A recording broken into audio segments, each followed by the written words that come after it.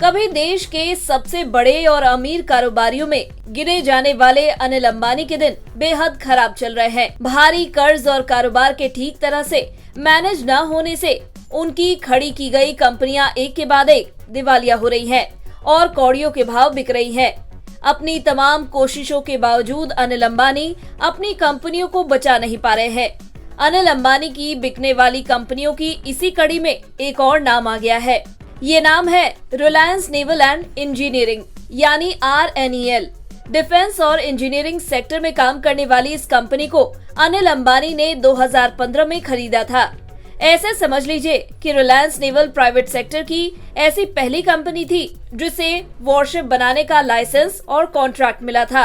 असल में अनिल अंबानी ने निखिल गांधी से उनकी company Pipavav defence and offshore engineering को 2015 में खरीदा था और इसके बाद इस कंपनी का नाम रिलायंस नेवल रख दिया था। खैर, अंबानी तमाम दूसरी कंपनियों की तरह से इसे भी सफलतापूर्वक चलाने में नाकाम रहे। कंपनी 13,000 करोड़ रुपए के लोन पर डिफॉल्ट कर गई और मामला NCLT में डेट रेजोल्यूशन के लिए चला गया। पिछले साल दिसंबर में नेशनल कंपनी लॉ ट्रिब्यूनल ने 2,108 करोड़ रुपए के रेजोल्यूशन प्लान को मंजूरी दे दी थी। ये प्लान हेजल मर्केंटाइल और स्वान एनर्जी ने RNEL को खरीदने के लिए दिया था। अब मामले में एक बड़ा अपडेट ये आया है कि स्वान एनर्जी इस खरीदारी की किस्त भरने के लिए 1,435 करोड़ रुपए जुटाने जा रही है।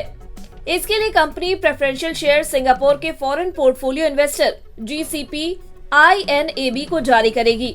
पिछले हफ्ते स्वान एनर्जी के बोर्ड ने 495 रुपए के प्रीमियम पर GCP INAB को प्रेफरेंशियल शेयर जारी करने को मंजूरी दी थी। सोमवार को स्वान एनर्जी के शेयर कारोबार के दौरान तेज उछाल के साथ 342 रुपए के ऊपर चले गए थे। रिलायंस नेवल को खरीदने की बोली जीतने वाली इन दोनों कंपनियों को 6 किस्तों में बैंकों को पैसा चुकाने का आदेश दिया गया था। इसकी पहली किस्त 292 करोड़ रुपए की थी, जिसे इस साल मार्च में चुकाया जाना था। ये पैसा नहीं चुकाया जा सका और NCLT ने इसके लिए 2 बार एक्सटेंशन कंपनी को दिया। 23 जुलाई की डेडलाइन बीतने के बाद अब कंपनी को 45 दिन का और एक्सटेंशन दिया गया है। 2022 में हेजल मर्केंटाइल और स्वान एनर्जी ने मिलकर रिलायंस नेवल की 95% हिस्सेदारी खरीदने की बोली लगाई थी और इसे जीत लिया था। रेजोल्यूशन प्लान में स्वान एनर्जी ने 2,000 करोड़ रुपए की बोली लगाई थी। इसकी दूसरी किस्त इन कंपनियों को दिसंबर 2023 में चुकानी है। इस किस्त में कंपनियों को 312 करोड़ रुपए देने हैं। कुल मिलाकर अनिल अंबानी की एक और कंपनी उनके हाथ से निकल गई है। इससे पहले भी उनकी कई कंपनियां या तो बंद हो गई या फिर दिवालिया होकर बेच दी गई।